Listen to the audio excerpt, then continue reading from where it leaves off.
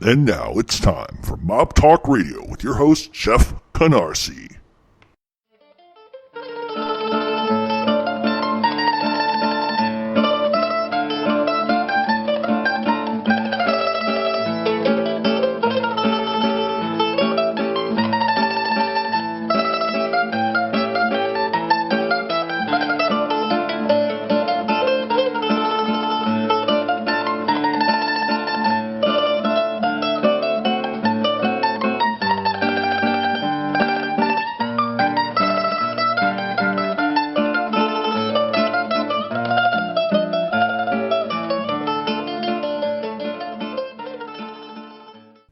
And welcome to Mob Talk Radio. I am your host, Jeff Canarsie. Today we are going to talk about Mad Sam Destefano. He was a psychopath, nutcase, and all-around weird guy. Was murdered for probably all the right reasons, if there is such a thing. But before we get there, I wanted to talk about two little items that are kind of going on.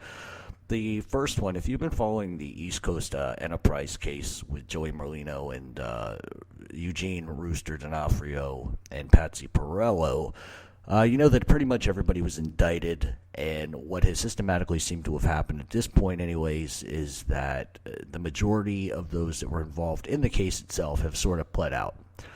Joey Merlino and Eugene Rooster D'Onofrio are the only two that are taking it to court and are going to fight the charges. So at this point, yesterday, or I believe Thursday, Patsy Perello, who is a capo in the Genovese crime family, pled guilty and was sentenced to 7 years in prison. Now, he's a 73-year-old man, so 7 years sentence for racketeering and extortion is pretty much could be a death sentence for him. But what I found intriguing was that the Judge Richard Sullivan, was not about to put up with any letters that were sent from people from the neighborhood. And his argument was based in the fact that, you know, while people are sending in letters to defend you and say what a great person you are, how good you are in the community, the fact that you're a racketeer and extortionist pretty much tells the story there. The judge didn't feel like being Roman Catholic was a good enough excuse to sort of forgive him for what he's done, apparently. So at the end of the day, Perello gets 7 years in prison. It could mean a death penalty, essentially, but I'm not even sure now. I mean, if I were him looking back at this, I still don't know if I would have fought the case in court, because the eventuality is he was looking at 40 years, took 7. You know, with any luck, he gets out. But, you know, there were wiretaps that were obviously involved in this as well. Excuse me. There were wiretaps involved in this, and he was on record with pretty much threatening to choke and kill somebody that owed him money. And so when you use wiretaps like that, and granted they're subject to interpretation all the time, but when you have wiretaps like that, it sort of stacks the case against you, especially if it's like, you know, not clear cut. It's in some cases you could make the argument that two people are talking in code or whatever, but when you essentially say, I want to choke a motherfucker, and if he doesn't pay me, I'm going to fucking choke him and kill him, there's really no leeway there. You can't really argue that, well, what I really meant, Your Honor, was, you know, so it didn't work out in his case. He's going away for 7 years. The judge really did hammer him. I don't think anybody really expected that he was going to get that much time, but he did. And so it looks like that's going to be the end of the reign for Patsy Perello up in the Bronx. But that's the way it is, and I think, if anything, that's a big signal to Joey Merlino and others that if you think by taking copying to a plea you're going to get a lighter sentence, I think in this case everything's off the table, especially if it's this Judge Richard Sullivan. So he wasn't going to go light on Perello, and I would like to think, or at least hope in Joey Merlino's situation, that that's not the judge, because if it is, you know, it's going to be hammer time all over the place. But nothing new coming out about Philadelphia, and that, from at least from that perspective, but I think that is a clear signal that the government is not fucking around. So I don't know what's going to happen. I don't know how that's going to kind of flesh itself out, but I do think at some point we're going to start seeing probably a little more negotiating going on between Merlino and the federal government, only if, and I say this because this is an important thing. I talked at length about this the other day, about there being possibly a murder conspiracy charge coming. if that's the case and there is a murder conspiracy charge coming for Joey, then this is going to change the sort of the name of the game here. And if Perella was looking at 40 years, never mind what Joey's going to be looking at. So I think it's just going to be interesting to see in the next couple weeks what's going to happen with that. The other bit of news, and it's not really news if you've been following us here or if you have been sort of paying any attention. Sammy the Bull Gravano was due to get out of prison this month at some point. I thought it was back in June, but it looks like it's been going back and forth a little bit, so I'm not exactly sure when Sammy's going to get out of prison, but I know it's this month at some point. It's either I think it's the tail end of this month. So a lot of people have been messaging me, asking me what are my thoughts on that, and if I think that Sammy Gravano is going to essentially go the reality TV route. And I do think he will do that. I don't know really what other choice he has. I don't know what kind of monies the guy has. So last time I heard, there was sort of like a production deal in place for like a reality television type of thing. I don't really see him doing something like that, nor do I honestly really give a fuck at the end of the day. I think it would be in his best interest to just go away. He just, did a huge stretch for selling drugs to kids, so maybe it's in his best interest to sort of walk away. I don't think he will. I think the reality is he probably will get involved in some sort of reality television thing, especially with his daughter Karen Gravano doing what she does. There were rumors for a long time that he was going to sort of partner up with John Alite, that rat, but I don't see that being a reality. And I've covered, I hate even talking about the scumbag bastard, but the thing is that it makes sense from a logistical aspect, at least money-wise, for people like Mikey Tits, because I refuse to call him Mikey Scars, Mikey Tits, and some of these other degenerates to all kind of get together, hold hands, sing Kumbaya, and make monies together, because none of them are capable of doing it on their own at this point, so they all kind of have to hold hands and do it together. They all jump in the pool at the same time. However, Gravano's a little bit different than, say, your Mikey Scars and your Johnny Alites. He was the real deal for the most part. He's still an informant, still a rat, so... because you know what, I know I'm going to get somebody that's going to come to me after they listen to this part of the show. They say, oh, there you go, he's talking about a rat. He said he wouldn't talk about a rat. Well, I'm talking about it only because it's going to be relevant. As a matter of fact, somebody last week, I think, jumped all over top of me because somebody, my partner Scott, posted something about Ron Pravit, who was a former rat in Philadelphia, et cetera, et cetera, et cetera. And they jumped all over me personally because I guess allowed the post to happen. Well, first of all, here's the thing. If Sammy Gravano dies in prison, I'm going to cover it. It's news. That's what I do. I cover news. Did I say he was a wonderful person? Did I say Ron Pravit was anything other than a rat? No. So there's no fucking gray area here. Okay? The area is I cover the news as much as I can as far as what's relevant. Ron Pravit dying, it wasn't like I put a sad face emoji on it. I really don't give a fuck. The guy was a scumbag. I've always said he was a scumbag. But you know what? It's news. It's news. So I'm always going to put the news. So if you're going to be ballsy enough to send me like your smear campaigns and tell me what an idiot I am, that's fine. You can do that all day long. However, understand that I'm going to cover the news. Am I going to have an informant on my show? No. I won't do that. I stand by that. I refuse to do that. Anybody that knows me at this point knows I will not do that, even though there are people in my circles that offer me business advice and say to me, you really should put this guy on. He can have some good things to say. I won't do it. I can't do it. I refuse to do it. I'm not going to give an outlet or a platform to anybody that's a liar. That's the bottom line. Because my credibility is based on what I tell you, right? So how am I going to be credible if I go out and get this guy, that guy, and the third guy when they're just going to stand up here on their soapbox and lie about everything? And that's a proven fact. They're all liars. None of them tell the truth about anything. Especially, when it comes to their personality and what they want to achieve. And this is sort of where it goes with Gravano, because people will pay him big money to say what he needs to say. And the truth of the matter is, he's a liar. He always has been. He always will be. 19 murders. So, really, that doesn't, you can say from a street aspect, 19 murders, well, that makes him a gangster. No, it doesn't. It really doesn't. It makes him a fucking moron, in my opinion. But But he's going to probably get involved with a lot of different people. They're all going to try to make money. And what it is it's essentially Gravano comes out, wants to make some money, going to tell the same story he's told his whole entire life. And guys like your John A. Lights or, your Mikey Tits are going to jump on the bandwagon because none of them are capable of making a fucking dime. So it's like a leech effect. Everybody sort of hops on everybody else's ass and starts sucking. And that's the way it is, and that's the way it's always going to be. Now, how long Gravano is going to put up with that? I don't think he'll put up with it very long. I do not think that's going to be the case. But then again, I really don't give a fuck. Because I think there are going to be some things coming out in the next 6 months that are going to blow your socks off of a lot of people. You've got the Gotti family documentary coming out. You got the Gotti movie coming out.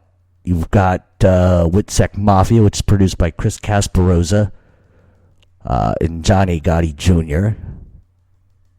And Richard Stratton, and that's going to expose a lot of stuff. And so, for everything that sort of is going to come out, it's going to be good. If you're a fan of the mob genre, believe me, you're going to like some of the stuff that's coming out. I don't have any more information than anybody else, so I just know a little bit here and there about a lot of different things. So for Gravano, at this point, here's an interesting question, and I want somebody to inbox me. You can inbox me your threats as you want. But I'm curious, do you think that Gravano's going to go the reality TV route? And do you really think that he's going to want guys like A-Light, Mikey Tits, and some of these other creatures hanging around? How long before the pocket gets empty? I don't think it makes sense. I mean, from my perspective, I would think if I just did a 20-year bit, I'd pretty much be done at 70-some fucking years old. I'd be done. But these guys can't do that. They like the limelight, and that's what's funny. They point the finger and blame everybody else, but they're the same fucking way. They're all egotistical. They all are. They're all like that. So, that's what I'm hearing. I'm hearing he's got a couple of reality show deals in place. Whether or not that's really true and whether or not that's really going to happen are two different things. I would think that my motivation necessarily wouldn't be to go on live TV. But you know what? Then again, there's a lot of things that I see and witness that I just fucking can't fathom. So, all that being said, we're going to take a break, and when we come back, we're going to get into Mad Sam Destefano, and I'm just going to give a warning. And the reason why I'm giving this warning is because this guy is like nothing you've ever seen. He was never a made guy. He was a rapist and a psychopath. And normally, under like every fucking circumstance, when I do this kind of stuff, I try to stay away from guys that are completely friggin' nuts. And I do that intentionally because I don't want to talk about rape. That's just not my fucking thing.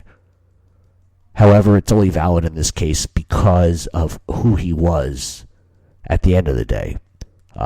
He was never convicted technically of raping a person, but we'll get into that. But he was charged with it. And there's a reason for that, too. So when we come back, we're going to talk about Mad Sam Destefano.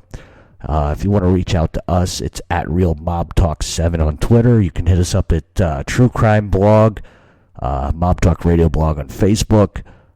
You know where to send your death threats and everything else that you guys do, because I keep getting those too. But it's always fun, because it's always the same people, and I know who they are. So stick right here. We'll be back, and we're going to talk about Sam Mad Destefano.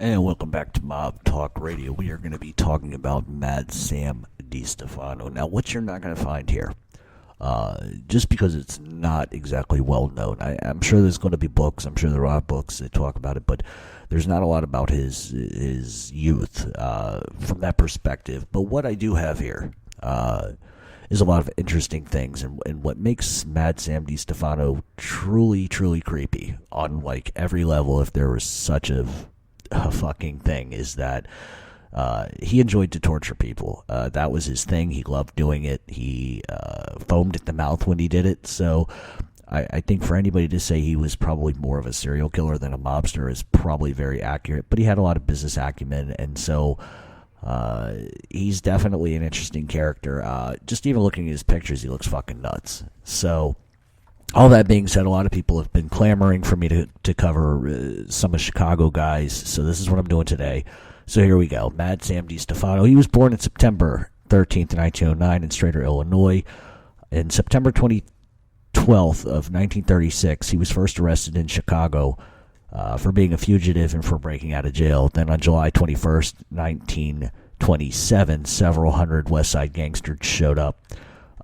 And basically incited, whilst Mad Sam was locked up, a bunch of West Side gangsters showed up and effectively threatened to bust into the jail and actually kill the arresting police officer who arrested Sam Destefano, who actually shot Destefano's associate, Harry Casgrovey. So, at an early age, Sam had some backing. I think as we go on, you're going to see why he did. I don't think it was out of respect. I think it was more of an issue of he scared the shit out of everybody. In November of 1927, Destefano and Ralph Orlando were in court, indicted on charges of assaulting a 17-year-old girl. The prosecution claimed that on August 19, 1927, Sam Destefano picked up a girl at gunpoint, drove her to a garage where she was sexually assaulted by 7 different men. Both Destefano and Orlando were convicted of rape, and the reason why they were convicted was essentially, well, obviously Orlando had something to do with it. Orlando actually received the bigger sentence. He got 10 years in prison, whereas Destefano only served 3 years. And the only reason why Destefano got a light sentence at that point was because when police arrived at the scene and sort of walked in to see this disgusting event taking place, they didn't catch Destefano in the act of raping. Therefore, all they could charge him with was rape, but it's a lighter sentence because he wasn't necessarily caught in the act. Now, today, I don't think that would happen. Maybe back in those days that was the case, but today that would absolutely never happen. And the other thing I want to add to is I don't think necessarily today's time period, and even back then, I don't think the mob would put up with a guy that was a rapist, especially a 17-year-old girl from the neighborhood. There's no way the mob was going to put up with that. They shouldn't, and so from that aspect of his story, I'm sort of confused from the beginning, only because I just don't see how a guy that could do that was even allowed to walk. But anyway, moving on. In 1930, Sam joined the 42 gang, and the 42 gang was actually a very infamous street gang who was led by Sam Giancana, and that's how Sam Giancana got his start. That's how Sam met Sam, actually. That's how they got to know each other. And soon after he started, hanging around with Sam Giancana, he gets involved in bootlegging and gambling. And that's really where he sort of makes his entrance into the mafia. In 1932, he gets shot by a cop during a grocery store robbery, and he ended up going to a hospital with bullet wounds and refused to sort of explain what happened. So as you're seeing from an early standpoint in his career, which was fairly short for the most part, he can't stay out of prison. He can't stay out of trouble. In 1933, Destefano was convicted of bank robbery in New Lisbon, Wisconsin, and is sentenced to 40 years in prison. His sentence would be commuted by Julius Heil in December of 1942, and Destefano hit the streets in 1944. No doubt, somebody was bribed. You just don't get 40 years in prison for bank robbery and effectively walk out after, about 7. So if you look at that in and of itself, getting a 40-year sentence for bank robbery. He probably should have never gotten out at that point, and I guarantee you that there were a lot of arresting officers looking later on down the line, looking back, that they realized very quickly that perhaps he would have been better off in prison because of what he ends up doing. In 1947, Destefano ends up going back to prison yet again for possessing counterfeit sugar ration stamps. So once again, we see, and you can just look at the list here, and you can go online and look this up for yourself. 1927, 1930, 1932, 1933, 1947. So this guy continuously keeps getting caught, and it should have been a sign for Giancana and these others, but apparently it wasn't. So anyway, in 1947, he goes back to prison for possessing counterfeit sugar ration stamps, and he gets sentenced to Leavenworth, which is not a joke prison. That's a serious prison. But anyway, while he's in prison, he meets Paul Rica and Louis Campagna. Late in 47, he's released and gets a civil service job in Chicago as a garbage dump foreman. In 1952, a city official sort of kind of looks into his background and realizes very quickly that Sam Destefano has a massive criminal record, and he didn't put that on his application, so he's fired from his job immediately. And so what does Sam do? He sort of goes right back to the streets. In 1953, he sort of gains a lot of influence. He becomes one of the biggest loan sharks in Chicago. He would take money, and he had a really interesting business plan. He would take money that he stole from early bank robberies, and what he would do was he'd put the money to work on the streets. What he would then do is take the interest from the VIG and dump it into real estate and legitimate businesses, purchasing like a 24-room apartment building, then took the rent money and the profits from that to bribe local politicians and councilmen.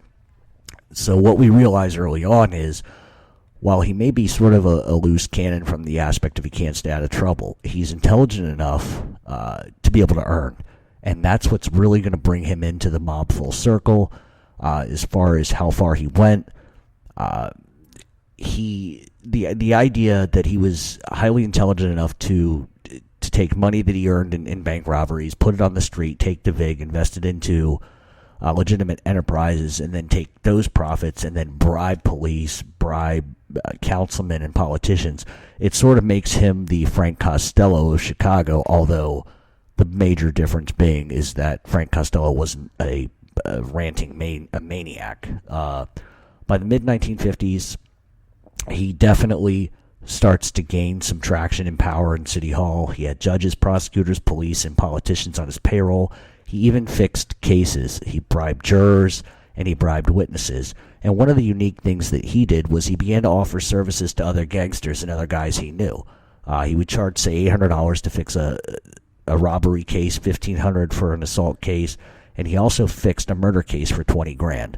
And that sort of became his thing, his niche. That's what he was really good at. He was good at loaning money. He was good at fixing cases. So he has now become an asset to the guys he's around.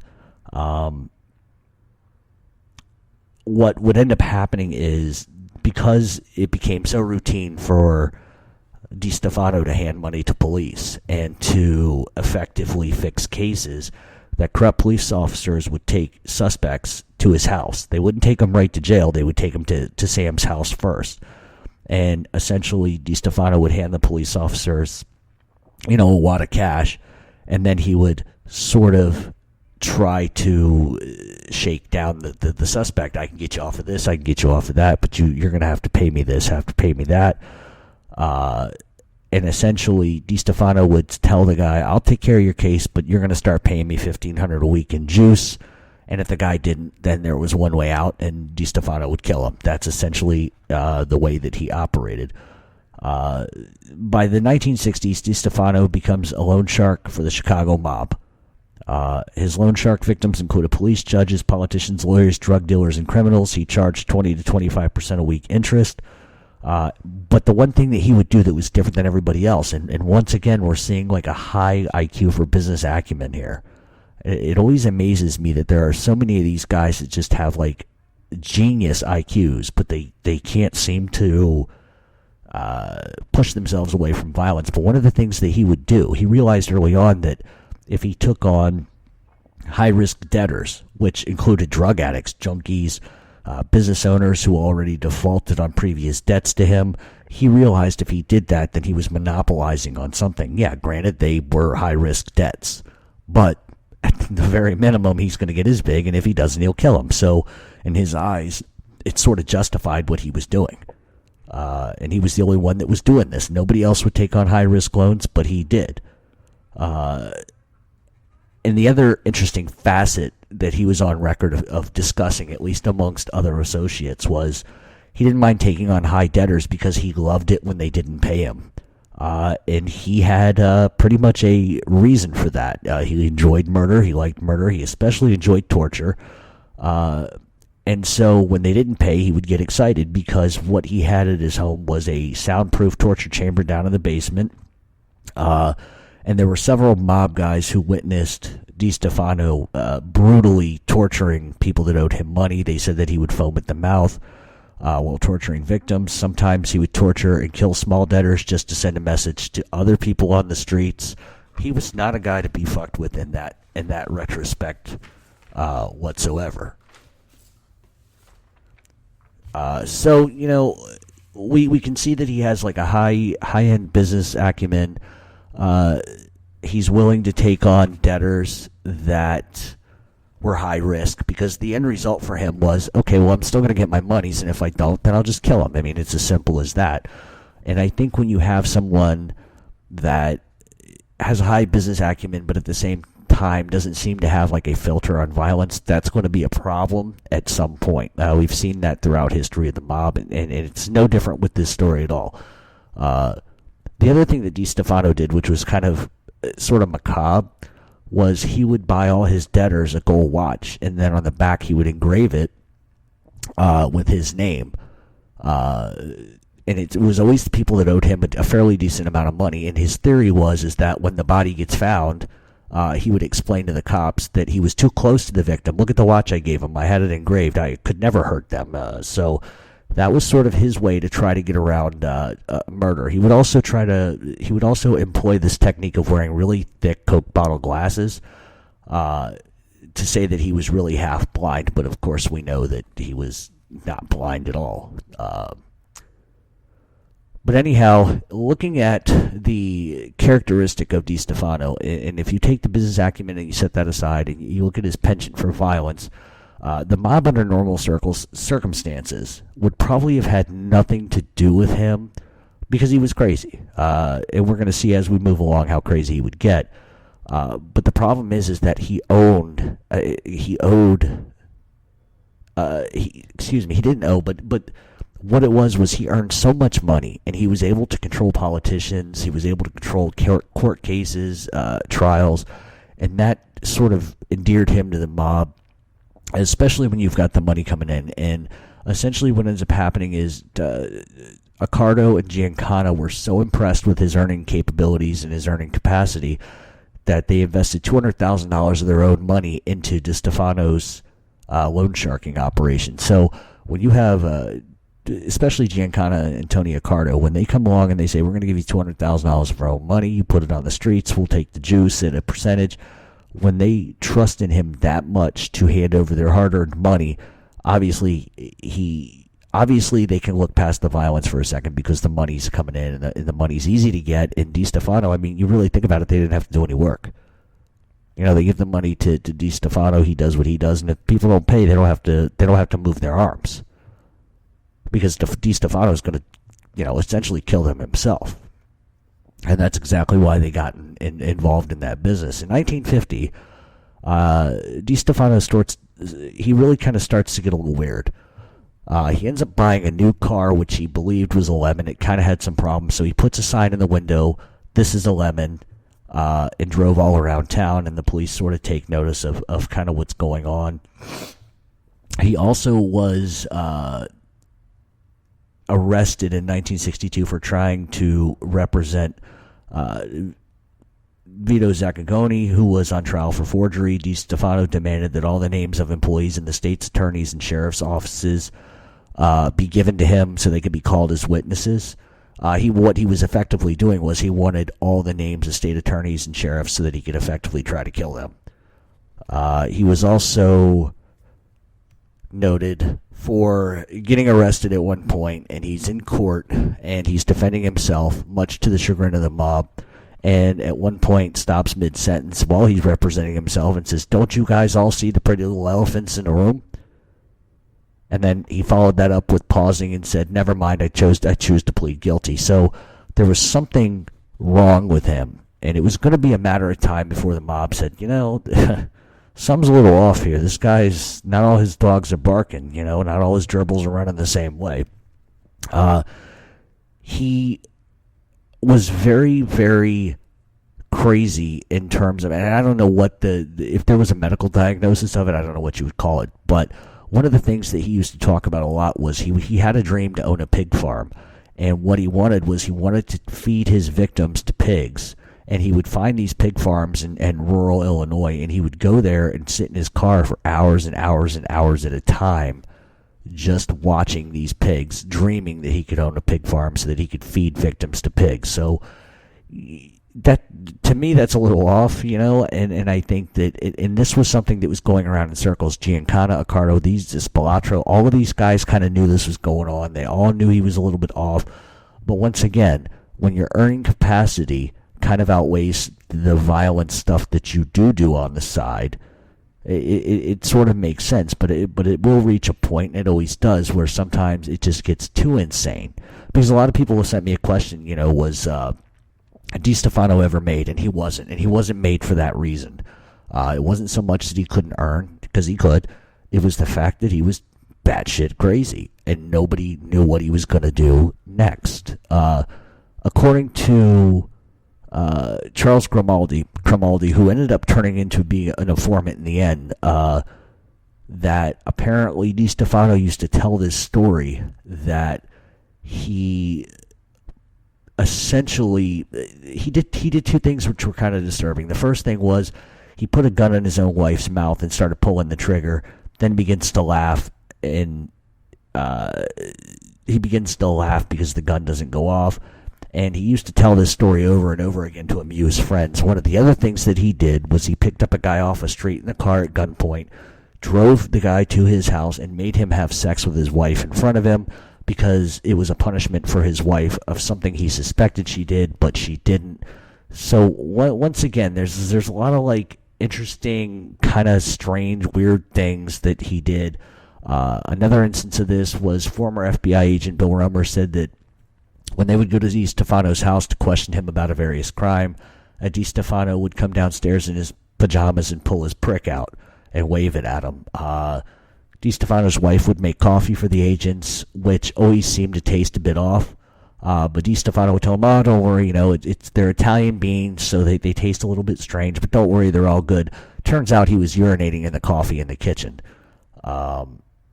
Tommy Dorso, who was Stefano's former drug partner, once said that he found Stefano rolling on the floor screaming while foaming at the mouth, "I'm your servant, Satan, command me." So this guy was obviously having some psychosis, and that can be dangerous for a lot of reasons, obviously. But the problem is going to be, and the problem always is that when somebody's that crazy, what does the mob do? Does it become a fear thing? We don't know if this guy's going to testify. We don't, I never think that they ever thought that he would testify, but I think that they all thought he was crazy enough to try to kill him. Let's see, where am I at? I am here. So as we move kind of forward, Giancana went on record with a lot of other guys as saying that he thought that Destefano was sort of mentally ill, sick, emotional, egotistical, perverse, obsessed with his personal appearance. And the reason why he said that was because Destefano, wall to wall in his house, had mirrors, and he would stand there for hours at a time making sure his hair was perfect, making sure that his clothes were perfect. So obviously he had some OCD going on there as well. In 1963, he gets into an argument with Leo Foreman, who was a real estate agent and one of Destefano's juice collectors. Destefano ends up going to his office and throwing him out the window. Shortly after, Foreman went into hiding, obviously scared for his life. Months later, Destefano reached out via Tony Spilotro, and Foreman was learned as Destefano's brother's house, where he was tortured and killed. So obviously, Destefano had the, strong enough and smart enough to realize that he could get to people if he needed to, and it's also sort of like to compare him to somebody. It's almost like a gas pipe Casso sort of deal. If he had a dream that you were a rat, or if he thought you were a rat for 1 second, he would have you killed. I mean, there's no way around it. And we're not talking just as, at least gas pipe for the most part. You call it overkill. The gas pipe would shoot 20, 30 times. But Sam Destefano would take you to his torture chamber, and he would have fun for days. Peter Capoletti, who also collected for Sam, stole $25,000 and took off. Destefano was able to locate him in Wisconsin and brought him to Destefano. So essentially what happens, and I believe Tony Spilotro was involved in this as well. Peter Capoletti stole $25,000, took off. They found him in Wisconsin. They end up bringing them back to Destefano, and Destefano chains him to a radiator in the back of a restaurant, and for 3 days, Destefano tortured him by ice-picking his balls and using a blowtorch on him, and then ended up dumping the body on the streets. And he was a crispy critter, burned to a crisp. Stealing money from a guy, we've seen this 100 times, but I think that's probably the most extreme thing you're ever going to hear. I don't think, and I know a lot of people listen to this show, so if you're out and about, if you can find any other instance of any other gangster ice-picking somebody's balls and taking a blowtorch to their face, please send that to me. Send me, details, because I don't think, in all the things I've ever read, all the things I've ever done, I don't think I've ever come across somebody as disturbing as this guy was. So in 1965, he gets convicted of conspiracy and sentenced to 3 to 5 years. Then in February 22nd, 1972, Destefano is sentenced for another 3 to 5 years for threatening the life of a witness. And former mobster and crew member Chris Camaldi, who was also an accomplice in the Leo Foreman murder, gets caught up in those charges as well. And that's not going to be good news for Destefano, and that's definitely not going to be good news for the mob. Like I said, you can go from 32 to 72, and he continuously, when he gets out, gets caught, gets out, gets caught, gets out, gets caught. And then he does the random stuff. He does random stuff. And in this case alone, he walked into the courtroom with a bullhorn and started screaming obscenities at the jury and the judge. At what point, in the history of the mob, have you ever seen a guy that's done that? We see guys that defend themselves, and that's kind of a mob no-no. Carmine Persco did do it, but for the most part, that is a huge no-no. You get a lawyer, you don't even plead out. But in this guy's case, obviously, murder is not a problem for this guy, and it's the way he dispatches people too. It's not there may be, and I'm really trying to not draw a line in the sand here, but when we talk about murder, you don't really. I don't know if I can justify murder in a million different ways, but when it comes to what we're really talking about, I think there's a justification, in somebody's mindset for what they need to do.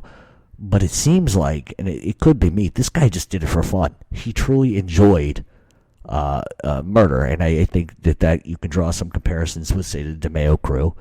But he took it to a whole nother level. And it's sort of, for me, I've never in my life, and I'll be honest with you, and I'll get back to what we're talking about. I've never ever in my life ever come across somebody like this that made me physically ill. I have seen crime photos and seen and experienced things in my life that are pretty disturbing, but this is to me, this takes the cake, because I've never really seen this kind of stuff before. This is more serial killer than it is gangster, but it is. There's different strokes for different folks, and that's just sort of the way it kind of works out. In 1972, he gets indicted on federal charges of illegal possession of a firearm by a felon. Now, if you start to look at a lot of these charges, he gets the 40 years in Leavenworth, gets out early because he's bribing politicians, bribing senators and stuff like that. This is a guy that cannot stay out of trouble. And it's what I laugh at looking at, and I laugh at this sort of mockingly, is that when you look at everything he's done up until this point, and he's getting 40-year charges and getting out, and then he continues to just pick up charges after charges after charges after charges. At what point, and I'm not trying to like make a reference to like Witsec Mafia or anything like that, but at what point does the legal system look at a guy like this, and then they look at all his charges and rape of a 17-year-old girl, kidnapping a guy to have sex with his wife. I mean, all of these crazy things. At what point does the Justice Department at some point have to sort of take credit for what he's done? Because they allowed this guy to keep getting out, coming in, going out, coming in, going out. We've seen this over time, especially with guys like Ted Bundy and not that I'm trying to get into a whole serial killer thing, but the Green River Killer and all of these other guys. It's always the same story. They kind of know what a guy's doing. They don't sit on top of him, and then a bunch of people get murdered as a result. Now, who does that fall on? They always want to blame the guy that did it, but I mean, where's the oversight? And in the case of Sam Destefano, there really wasn't any oversight. You get 40 years in the can, you bribe, you get out early, and you start going back to work and murdering. I mean, I find it hard to believe that the police didn't know that was going on. So eventually he gets indicted on the Leo Foreman murder, and he ends up making a public display of lunacy by acting as his own attorney, wearing shit-stained pajamas to court, shouting through bullhorns, rambling incoherently. And what ends up happening as a result of this, as the bosses begin to worry that Destefano was jeopardizing not only his trial, but the trial of those in his crew. And that's the problem. If he wants to go act at Looney Tunes, and he wants to act crazy at his own trial and fuck himself over, that's his business. But when he starts fucking over the people in his crew that work directly for him and for the mob, what has a tendency of happening, and what scares them, is if he's crapping on his own crew and they're going to do serious time over shit that he ordered, then they're worried that the rest of the crew may turn and rat. And that becomes a huge, huge, huge problem for the mob. And what ends up happening as a result is there's a meeting, and Tony Accardo says, Destefano's got to be killed immediately. We cannot tolerate this anymore. We're going to take a break, and when we come back, we're going to wrap this up.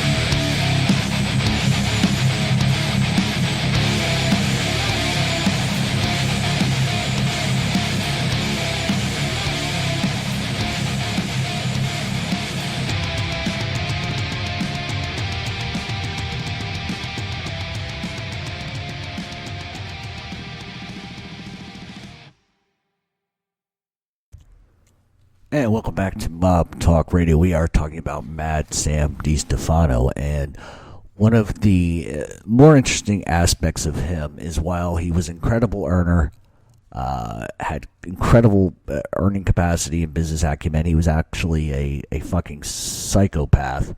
And he wasn't able to just keep it calm when he needed to keep it calm. He's one of these guys that talked to himself, said the strangest stuff.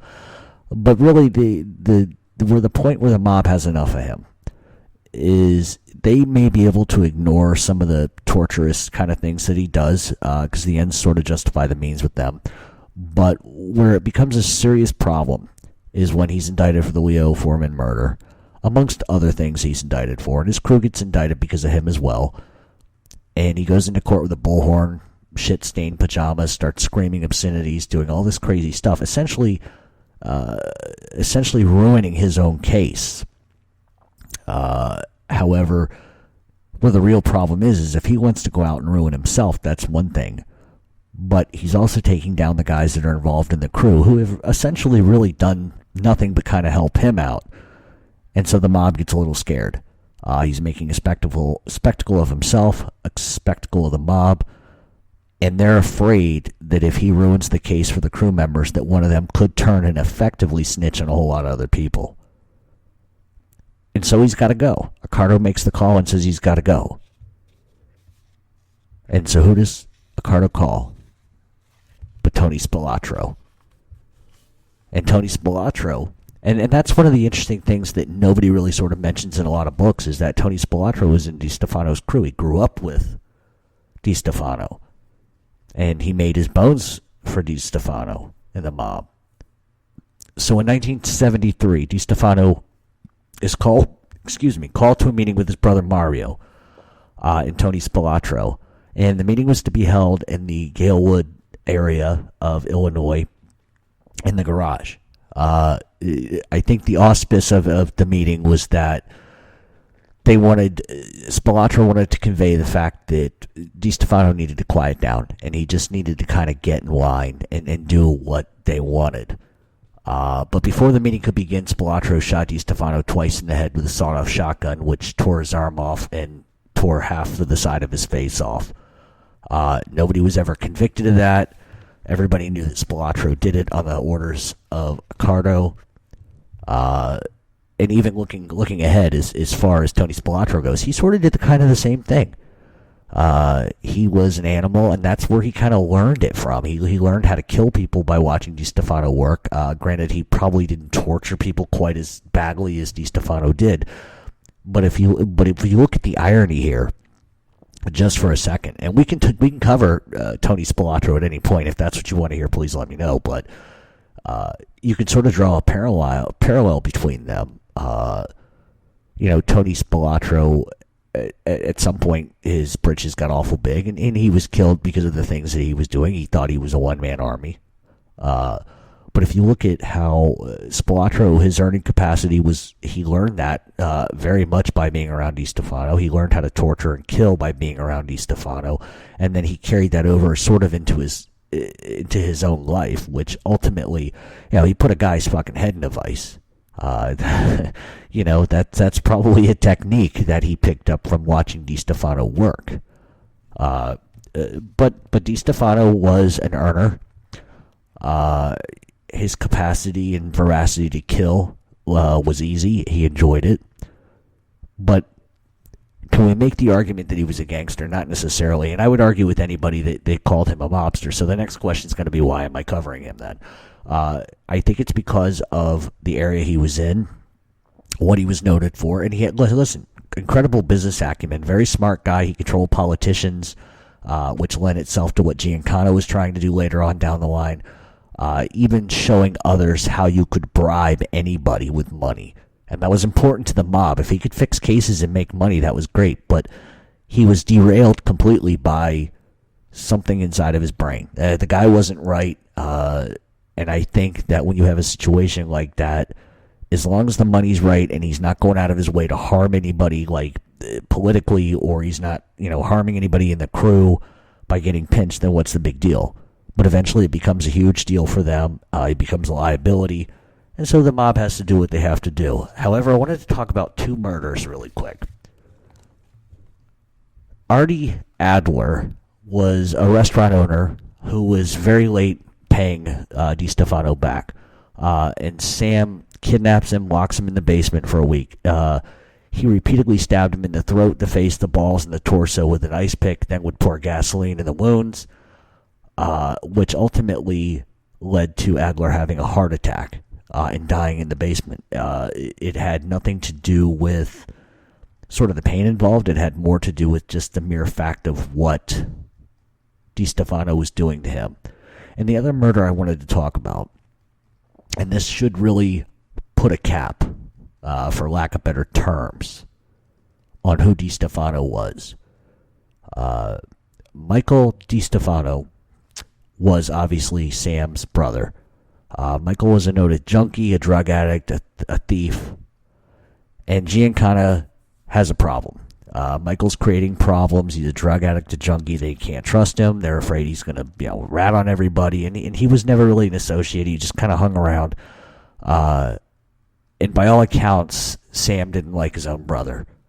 He thought he was a junkie. He was bad news, just garbage pail. So when Giancana comes to Destefano and says, listen, nothing personal, your brother's got to go. This is a problem. He's a junkie, blah, blah, blah, blah, blah. Without hesitation, within days, Sam Destefano tortures and kills his own brother.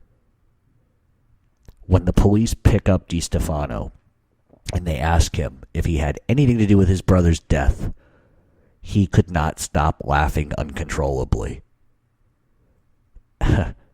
If that does not tell you what kind of person he was. Brother killing brother. I mean, I think we've seen stuff there, obviously in history we've seen brother versus brother of the mob. Philadelphia especially. That's happened. But to go and torture, we're not talking like put two in the head, dump them on the street, and go have a nice day, eat lunch.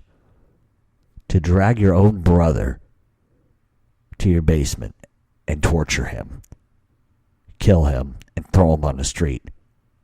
Then to turn around and laugh about it like it's the most hilarious thing you've ever done. At some point you pass what I like to call the plaid level of insanity, and believe me, that's well beyond the scope. Business aside, this wasn't about business. Giancana had a problem. Destefano at that point was an associate, and that's the way he always was. He never got any higher than that because they knew he was batshit crazy. They're not about to make somebody who's batshit crazy. Just the mere fact that Giancana asked him to kill his own brother is insane. But he tortured his own brother. He held a gun to his wife's head and fired the gun off just to see her reaction. He kidnaps a guy off the street, forces him to have sex with his wife in front of him for some misconstrued idea that she did something to offend him. Buys a car, writes it's a lemon, and screaming and shouting out the window driving down the streets. Goes into court with a bullhorn and poop-stained pajamas, screaming obscenities, making remarks about giant elephants in the room. Takes people to his basement, ice picks them, blowtorches them, kills them, bites them. At what point did he pass, that level of fucking crazy? Even Tony Spilotro put a guy's vice in the head, did some horrible things himself. But at least somewhere in my reptilian brain, I can sort of understand perspective in business and sort of get that on a visceral level. Not that I could ever see myself in that situation, but I can easily say, okay, business aside, whatever. This guy did shit because he fucking enjoyed it.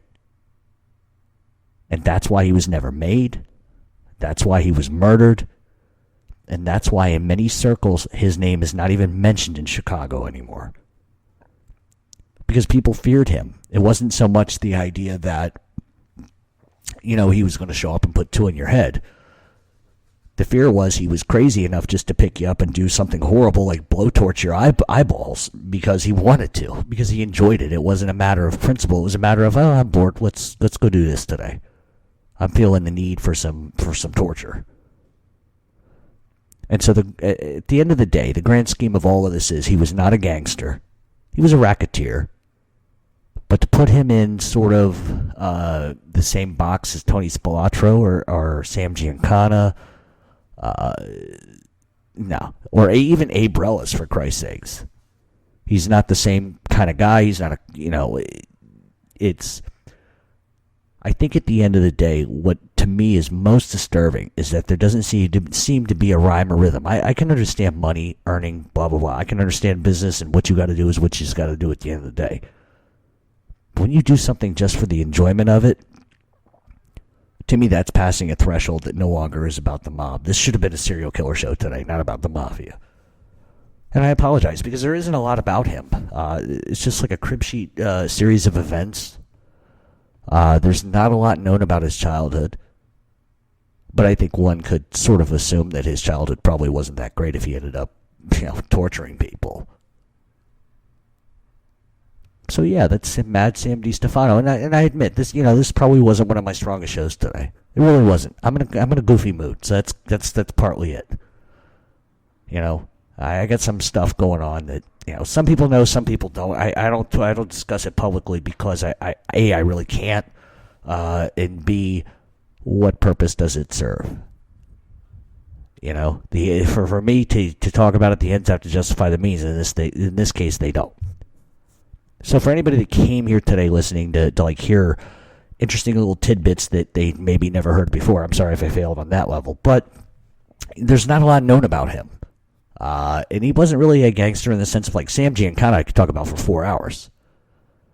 And sometimes when you get into these what I like to call minor league associates, I mean, at the end of the day, murder, mayhem, and what else do you got?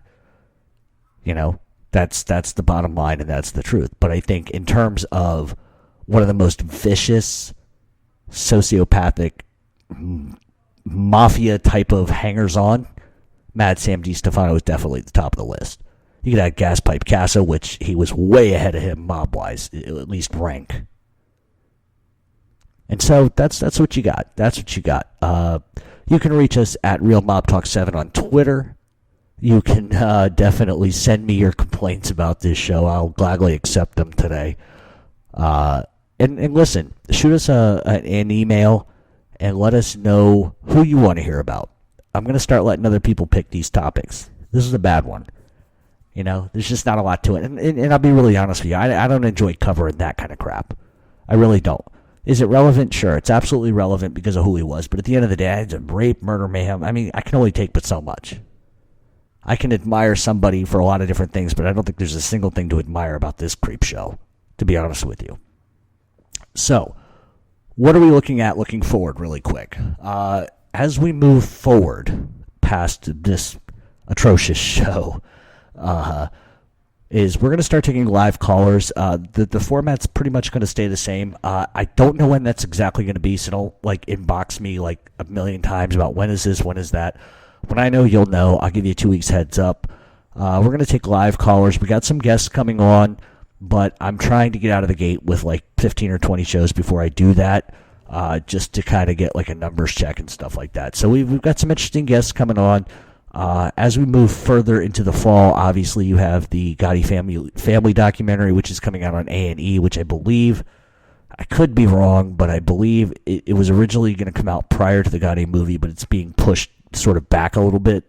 So the exact date on that, I'm not sure. I do believe that the Gotti movie is coming out December 15th, which should be incredible.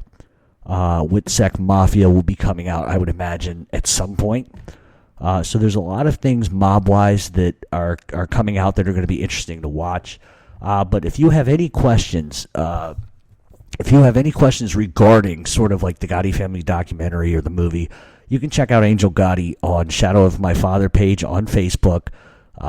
She'll answer any questions you have or whatever. I'm sure she's going to be really pissed off that I even brought this up because, she gets inundated with messages. But if you have any questions regarding the film or the family documentary, or you have a question, don't send them to me, send them to her. She's better to answer those than me. I don't speak for anybody but myself. And I've always been a big fan of, if you have a question that's a personal question, or if you have a question that is family oriented, send it to the horse's mouth. Don't give it to me, because I obviously can't answer that. So she can, and she is really good about getting back to people. So if you have any questions, or you want to know when the movie's coming out, who's in it, or you want to know what the family documentary is, or when that's coming out, just simply contact her, Shadow of My Father page, and she'll let you know all the details. But please don't send those to me, because that's just not what I do. I don't answer questions on anybody else's behalf. I never have. I never will. And that's just the reality of it. But in final, send all your complaints, grievances, threats, and whatever else. You can send them to me at Real Mob Talk 7 at Twitter, over on Twitter. Also, Mob Talk Radio True Crime blog page on Facebook. If you go to Mob Talk Radio on Facebook, you can find me, and then there's like links to everything. There's also True Crime page. A lot of different stuff cover the mob, murders, mayhem, and all that good stuff. So, all that being said, I appreciate everybody listening to the show. Sorry if it wasn't as big or impactful as I usually am with these shows. But I think next week we're going to do a big one. I think we should do a big one, something that's got some historical reference to it. And yes, people continuously keep asking me, am I going to talk about Chicago more? Yes, absolutely, I'm going to. It's just that when you have a million topics you can cover, it's sort of like, what's the easiest thing for me to do without having to do days and days and days and days of research? Because there's some guys I'm familiar with, some I'm not. So, there was a message, and I'm going to answer it here. Someone asked me if I would cover if I would come online and cover Michael Franchese, and I will not. I refuse to cover him. I refuse to talk about him, and let me tell you why right now, without drawing this out. I don't like him. He's a liar. He's a rat, and that's the end of it. There have been people that have told me that's not true. Yes, it is. He testified against Norby, his uncle Norby, and a janitor, and made men's names to the FBI. That's a rat move. End of story. That's public knowledge. I have court transcripts to prove it. I don't give a shit if he's a Christian minister or whatever the fuck he's trying to do at this point. A rat is a rat is a rat. Sorry, end of story. Just because you don't testify, say, against Joey Bag of Donuts down the street, doesn't mean you're any less of a rat, whether it's Leroy Nichols or Joey Bag of Donuts. So, as far as Michael Franchese goes, I will not talk about him. I refuse to talk about him. He claims a lot of things that are absolutely lies and not true, and that's his thing. He does what he does. I do what I do. It's not a personal thing. I don't know the guy. I don't want to know the guy. However, if I just, I don't want to go there, but at the end of the day, I have a tendency to want to cover people that tell the truth. If somebody's an informant and they get out of this life and they do something with their life that's incredible, I really don't have a problem looking at that objectively and talking about it on a certain level. But when you come out and all you do is just lie to every fucking reality TV show that points a camera at your face, you want to talk about John Gotti and make up all this fucking bullshit that is unequivocally not true to try to raise your profile, I sort of have a problem with that. That's just, from my perspective, don't make shit up. And this guy makes shit up. He claims to be highly intelligent and how he invented the gas scheme. Well, he didn't. All he did was try to shake somebody the fuck down and take it over, and then Gas Pipe Casso told him to back off.